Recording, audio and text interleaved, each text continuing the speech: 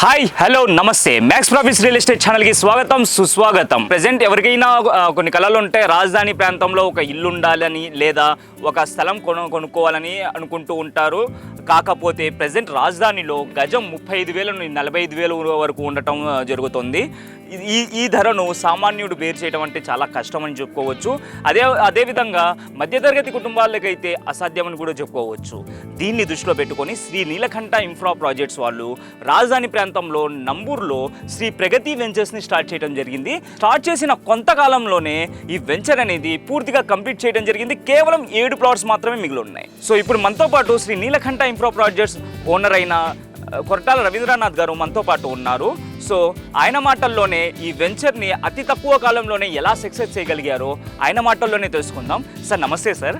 Start చేసిన అతి తక్కువ కాలంలోనే వెంచర్ని సక్సెస్ చేయగలిగారు. కేవలం 7 ప్లాట్స్లోనే ఉన్నాయి. ఇక్కడ అంత తొందరగా ప్లాట్స్ సేల్ అవ్వటానికి కారణాలు ఏంటి?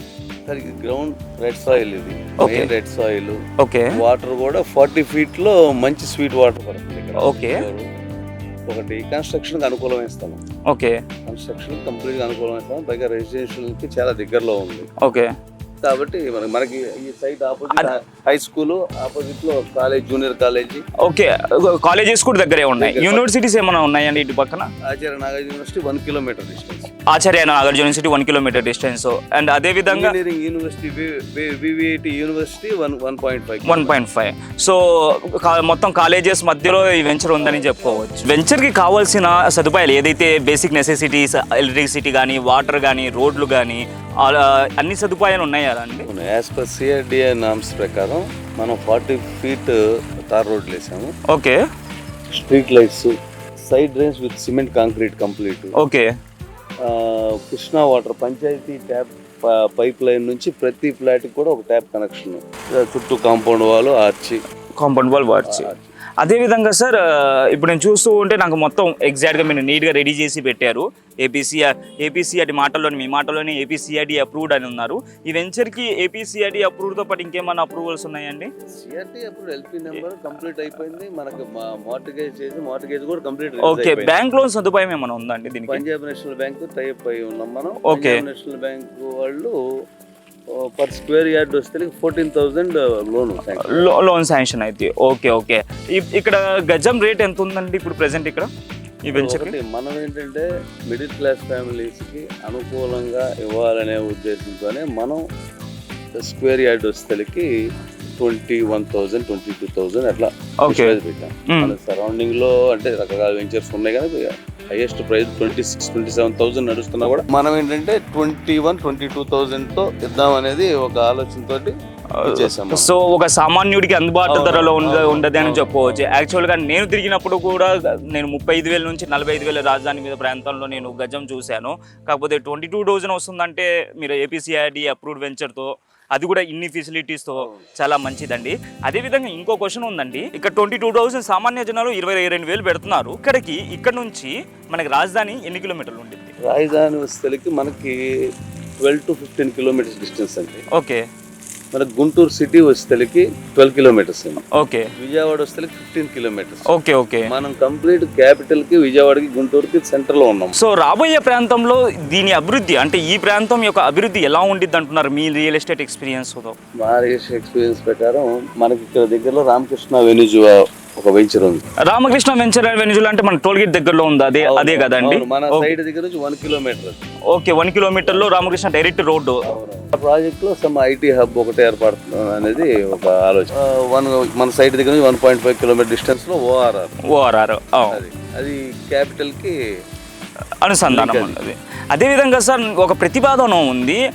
వస్తే మన ఎయిర్పోర్ట్ అనేది వస్తే పాములపాడు వైపు రావచ్చు, లేకపోతే ఇటువైపు నంబూరు కంతే ప్రాంతాల్లో రావచ్చు.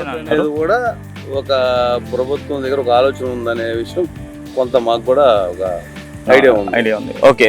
పెడితే నంబూరు ప్రాంతంలోనే అనేది కూడా ల్యాండ్ చూసుకోవడం కూడా జరిగింది. ఇప్పుడు అమరావతిలో పనులు ఎలా జరుగుతున్నాయి సార్? అభివృద్ధి పనులు ఎలా జరుగుతున్నాయి? అండ్ అమరావతి వలన రియల్ ఎస్టేట్ డెవలప్మెంట్ అనేది అమరావతిలో ఎలా ఉంటుంది? అమరావతిలో వర్క్స్ చాలా బాగా స్పీడ్గా, వేగంగా జరుగుతున్నాయి. అమరావతి డెవలప్మెంట్ కూడా కనపడుతుంది. రోజు రోజుకి డెవలప్మెంట్ కనపడతా ఉంది. అదేవిధంగా అమరావతిలో డెవలప్మెంట్ అవ్వటం వలన మనకి గుంటూరు విజయవాడ నేషనల్ హైవే మధ్యలో ఉన్నటువంటి ప్రాంతం కూడా చాలా అభివృద్ధి చెందుతుంది. ఓకే, చాలా అభివృద్ధి చెందుతుంది. మనకి ఇప్పుడు నేను చెప్పా కదా నేషనల్ హైవే 1.5 కిలోమీటర్స్ అని.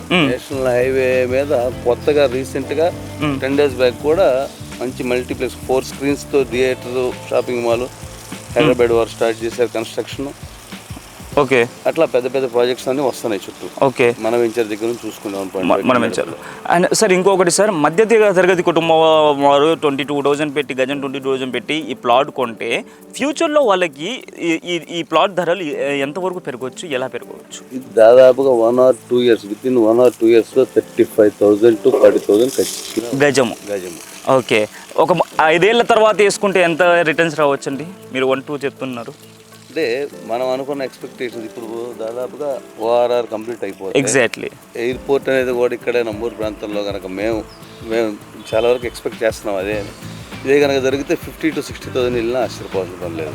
సార్, పెట్టుబడి పెట్టాలనుకునే మధ్యతరగతి కుటుంబాలకు రాజధాని ప్రాంతంలో కానీ, రాజధాని సరిహద్దుల్లో కానీ ఏ ప్రాంతాల్లో పెట్టుబడి పెడితే బాగుంటుంది అనుకుంటున్నాను? రాజధానికి దగ్గరలో ఉన్న కంతేరు, నంబూరు, కాజా ఈ పరిసరాల్లో పెట్టుబడి పెట్టిన వాళ్ళకి ఫ్యూచర్ నెంబర్ 1 ఉంటుంది. అండ్ అదేవిధంగా సార్, ఒకవేళ మనం ప్రభుత్వం మారిన తర్వాత రియల్ ఎస్టేట్ అనేది కుప్పకూలిపోవటం అనేది మనం చూసాము. మళ్ళీ ఈసారి ప్రభుత్వం మారితే మళ్ళీ రియల్ ఎస్టేట్ పరిస్థితి ఎలా ఉండేది అనుకుంటున్నారు మీ అనుభవం ప్రకారంగా? మీరు అన్నట్టు ఏదైనా ప్రభుత్వం మారినా కూడా ఆ డెవలప్మెంట్స్ ఆపడానికి అవకాశం లేదు. ఓకే సార్, అదే ఇంకో చిన్న విషయం అండి. ఏపీసీఐడి అప్రూవ్ ఉంది కాబట్టి మధ్యతరగతి కుటుంబాలకు కూడా ఇది ప్లస్ అవుతుంది. సార్, ఈ వెంచర్ గురించి ఒకసారి ఎక్స్ప్లెయిన్ చేశారు, ఈ వెంచర్ మొత్తం. అదేవిధంగా ఫ్యూచర్లో ఇక్కడ ప్లాట్స్ రేట్స్ ఎందుకు పెరుగుతాయి అనే దానికి కూడా ఒకసారి మీ మాటల్లో చెప్పరా? ఇది 2 acres 10 cents అండి టోటల్ ల్యాండ్. ఇందులో ఇది పార్క్ అండి, పార్క్ స్పేస్ ఓపెన్ ప్లేస్ ఇచ్చాము. ఓకే, అక్కడ అపార్ట్మెంట్స్ పడతాయి. అవి వేరే వాళ్ళకి సేల్ చేసాము. ఓకే, వాళ్ళు ఇప్పుడు అపార్ట్మెంట్ డెవలప్మెంట్ కి ఇస్తున్నారు. ఓకే ఓకే, దాదాపు 2-3 months లో అపార్ట్మెంట్ కన్స్ట్రక్షన్ కి స్టార్ట్ అవుతుంది. ఓకే ఓకే, ఈ మిగిలినవన్నీ ఇవి 200 square yards 250 square ఫ్లాట్స్. వీళ్ళు ఓనర్స్, వీళ్ళు కూడా ఇల్లు కట్టుకుందాం అని చెప్పి ప్లాన్ లో ఉన్నారు. సో ఇప్పుడు కొన్న వాళ్ళు ఆన్ ద స్పాట్ ఇల్లు కట్టుకోవచ్చు బ్రహ్మాండంగా. ఓకే ఓకే, కానీ మనకు అన్ని ఫెసిలిటీస్ ఇచ్చాం కదా, స్ట్రీట్ లైట్లు అన్ని facilities with Krishna water tap connection, ground water number 1. మనకు బోర్ వేసినా కూడా 40 feet లో మంచి స్వీట్ వాటర్ పడుతుంది. Okay okay. సో సార్, ఈ వెంచర్స్ మొత్తం కంప్లీట్ అయిపోయింది, కేవలం ఆ 7 ప్లాట్లే ఉన్నాయి మాత్రమే. ఓకే సార్, ఇది చూస్తుంటే సార్ మీరు చెప్తుంటే అపార్ట్మెంట్స్, అటువైపు అపార్ట్మెంట్స్, ఇటువైపు ప్లాట్స్ చూస్తూ ఉంటే మొత్తం గేటెడ్ కమ్యూనిటీ సిస్టమ్ లాగా చక్కగా మేనేజ్ చేశారు. సో ఓకే, ఒక మధ్యతరగతి కుటుంబానికి ఇంతకంటే చాలా మంచి ఫెసిలిటీస్తో చాలా తక్కువ ధరతో ఇస్తున్నారు.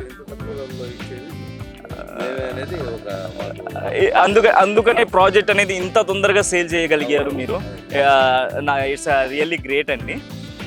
థ్యాంక్ యూ, ధన్యవాదాలండి.